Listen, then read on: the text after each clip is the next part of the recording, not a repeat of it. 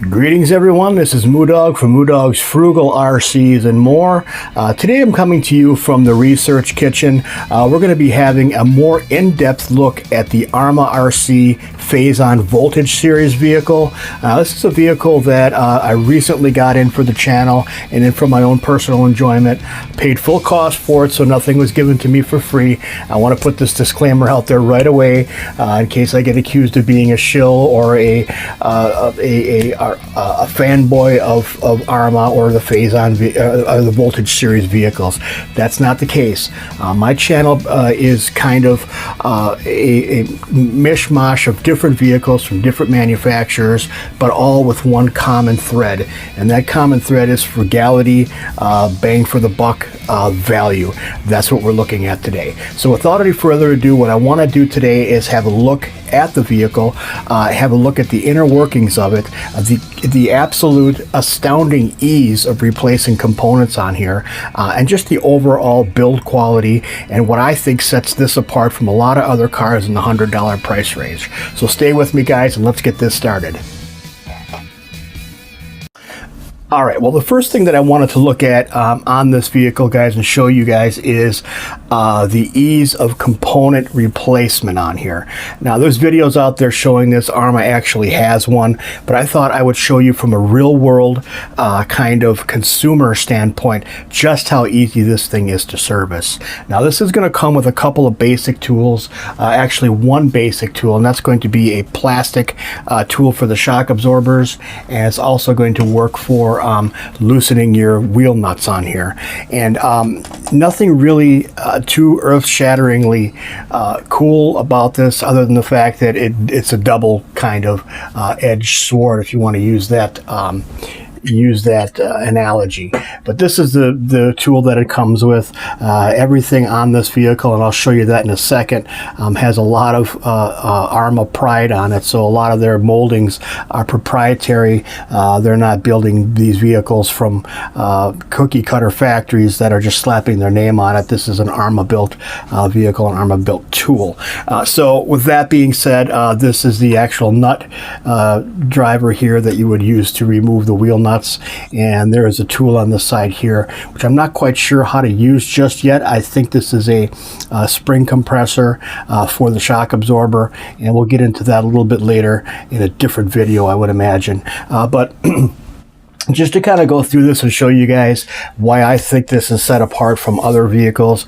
Not only does it look a lot different, not only does it accept 3 different battery chemistries, which would be the stock batteries that I've already shown you these, the nickel metal ion, or not nickel metal ion, listen to me, the lithium ion cells, 18650s. You can use a standard nickel metal hydride battery in it, or you can use your LiPo, which I think is really cool. And that's just all of that. You change the battery chemistries by the jumper up in front right here.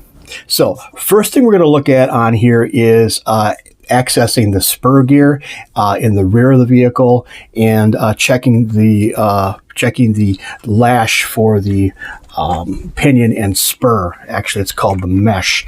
So the first thing we do in this situation is going to be, obviously, let's prop the car up a little bit so we have a good working area. We're going to go ahead and take our tool here, and I hope this is showing up on video. I have it in wide angle here. We're going to go ahead and take our tool and remove this wheel so we have access to the screws on the spur cover, and that's actually pretty tight. One of the issues I've been having with this is if these wheel nuts are tight on here, this plastic is not going to cut it. So it's nice that they included that, but they should have probably thought about it a little bit and maybe included something like, you know, a metal, at least a metal tool to do this. So let's go ahead and remove this rear wheel and get it out of the way. And we can go ahead and get this cover off. And I could show you guys just how easy this thing is to service and how easy it is to work on. So this is one of the things that you may end up encountering if you're working on this vehicle. Now I'm doing everything left-handed because of the way my camera is set up here. So I'll go ahead and speed this video up right here so we're not taking too long removing this.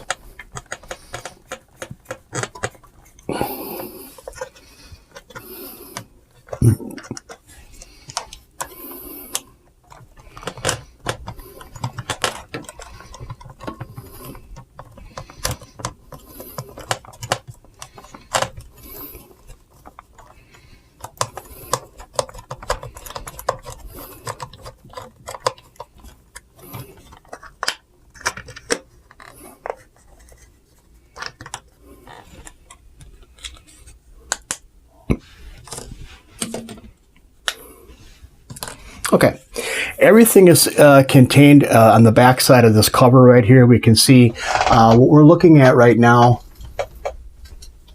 And I'll try to hold this up a little bit closer so you guys can get a better view of this, is the actual run gear here, or the spur gear of the vehicle, and that's going to be right here, this big black ring.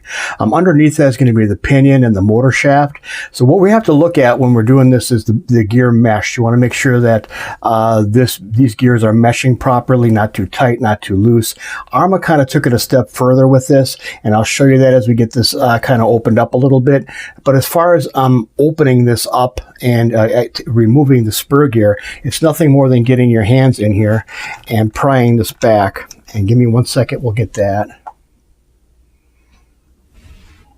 All right, that's just basically grabbing the gear itself and removing it. And sometimes it's a little tougher if you've been running the vehicle. It can be a little tougher to pull out, but it basically is just splined in on the inside.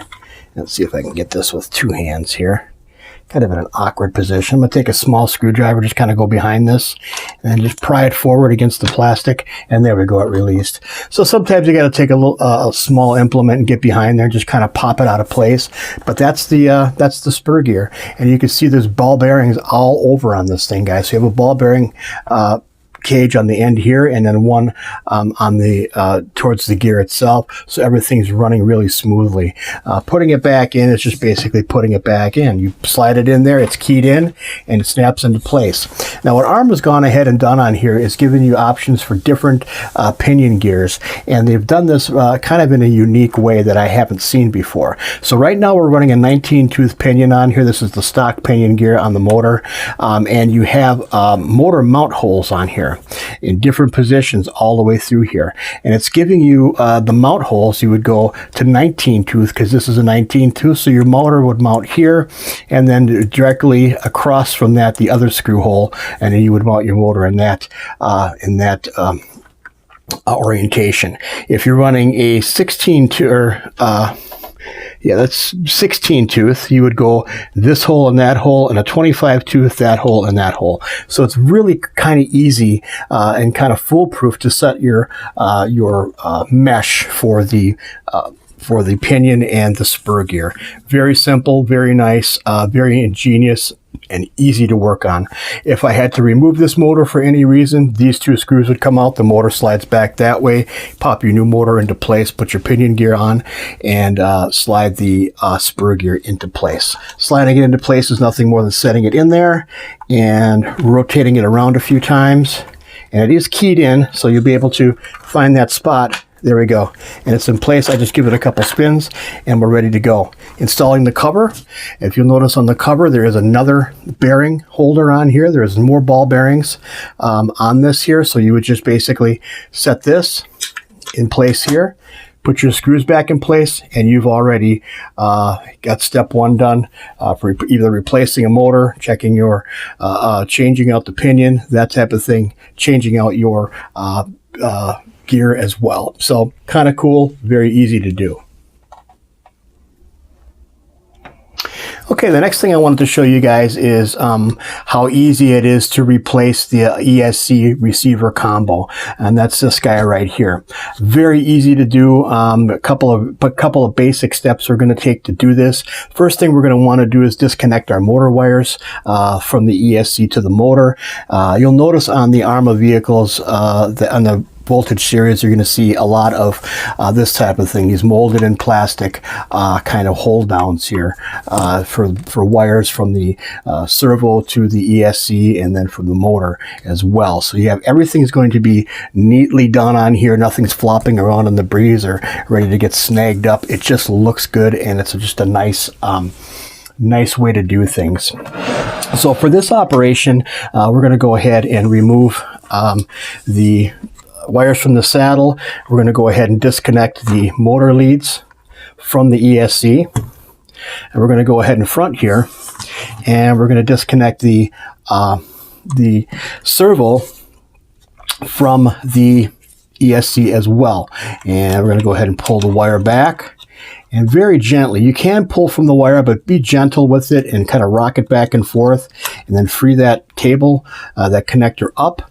And now we can go ahead and disconnect the 2 screws on the top here and get this ESC off the chassis here. And I'll go ahead and speed this up.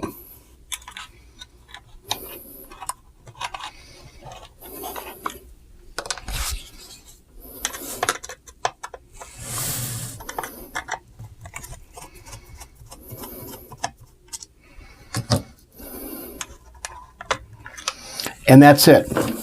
So if you ever had to replace this, these parts are readily available on ARRMA, ARRMA/RC.com, or you can actually get these from one of their vendors online. And I'm pointing this out the other time. This is a 5-wire servo. I might have mentioned that it's a 4-wire. This is actually a 5-wire that's included here. We'll get into the servo in a second, but I wanted to correct that now for the record that this is in fact a 5-wire servo. What's nice about this, guys, is it has another port right here on this side that you can actually connect a standard 3-wire servo to. So if you guys are looking for a higher torque servo for your car, you can actually use this port right here and attach a standard, kind of industry standard 3-wire servo right there. All right, guys, pretty basic. Reinstalling is just basically going in reverse order, making sure everything's connected properly. Now, the next thing I want to take a look at is the servo up in front here. I'll go ahead and spin the car around so you guys can see that a little bit closer. What we're looking at here, again, is a 5-wire servo. Now, I had reservations when I first got this car as to whether I was going to be changing this out or just keeping it and seeing how it worked. I'm happy to report that this servo works very, very good. It's powerful enough to move the wheels where I need to move them. It will move them on carpet, so that's kind of nice. Kind of a test for me is if I get the car down sitting on all 4 tires and the battery installed and it powered up, if that servo can't move the tires on carpeting, on low pile, kind of indoor-outdoor type carpeting, I'm going to change it out because it's really not going to be the thing for me. There are some cars out there in this price range that the servos are just very inferior. So removing this one is going to be pretty simple to do, guys, and I'm not going to go ahead and unwire it all, but I'll show you the basic steps to remove the servo from the vehicle. The first thing we're going to want to do is flip the vehicle over on its top here, and you'll see there's a hole right here, and I hope that's showing up on camera. Let's see if I can maybe get this zoomed in just a little bit here. There we go. You can see there's a little bit of a hole right here. Inside this hole there's a screw, and that screw actually holds the servo saver to the bottom of the servo itself. So we're going to go ahead and remove that screw. Get in here, and I'll get that going here in a second. There we go.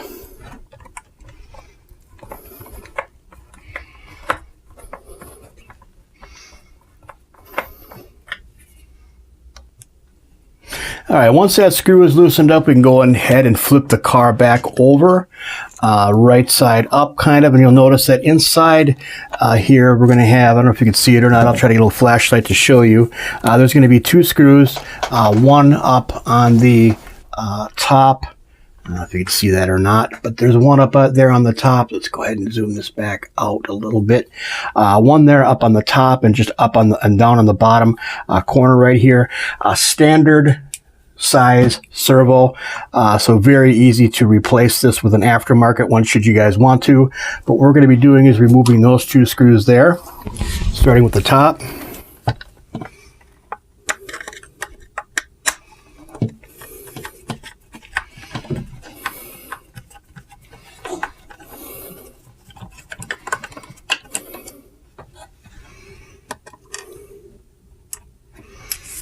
And then we'll get to the bottom one here.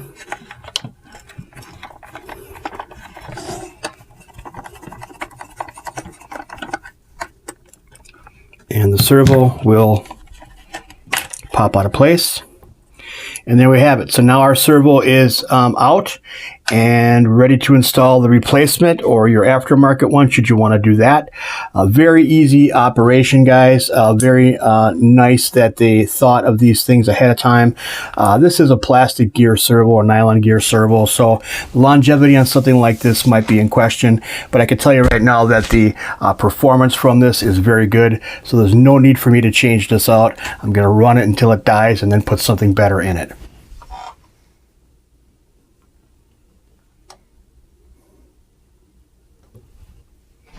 And that's pretty much it. Now, I will say that one of the toughest parts of this whole operation, for the servo anyway, is lining the servo saver up with the gear on the bottom and getting that screw started. Takes a little bit of futzing around, a little bit of fidgeting around, but it's pretty simple to do all in all. Time saving, ease of working on this thing. All the parts are heavy duty, built to last. The tires are great. Everything's foam filled on the tires. I don't think there's anything really bad that I can say about this vehicle right now. I've only had it for just a few days, so I mean, time's going to tell what its shortcomings are. But if you guys are looking for a first car, something easy to work on, something that you're going to have a lot of fun with, that's probably going to last you a long time from what I'm seeing right now, with great product support and full parts availability, I think this is a good buy for you. Again, I'm not a shill for ARRMA, but I'm just kind of pointing out vehicles out there nowadays, guys, that represent a really good value, kind of a bang for the buck value. So do I give this a thumbs up so far? You bet I do. You guys will be seeing a video of the good old-fashioned urban bashing.